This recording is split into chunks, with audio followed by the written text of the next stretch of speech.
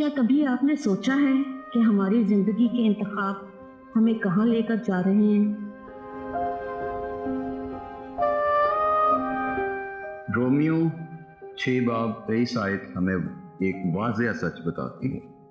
گناہ کی مزدوری موت ہے، مگر خدا کی بخشش ہمارے خداوند مسیح یسوع میں ہمیشہ کی زندگی ہے۔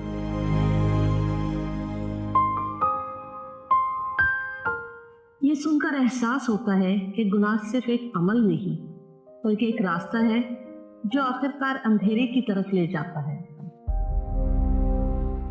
لیکن کہانی یہاں ختم نہیں ہوتی۔ خدا نے ہمیں تنہا نہیں چھوڑا، اس نے ایک راستہ بنایا، روشنی کا راستہ۔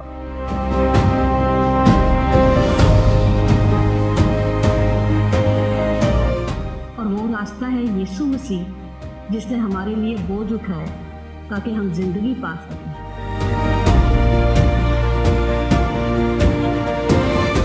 یہ زندگی صرف آج کے لیے نہیں بلکہ ہمیشہ کے لیے ہے، ایک ایسا تحفہ جو خالص محبت سے دیا گیا ہے۔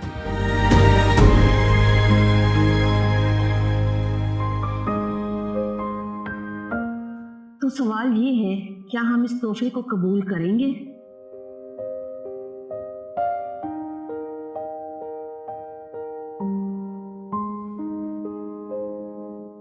کیونکہ حقیقی زندگی یسوع مسیح میں ہے۔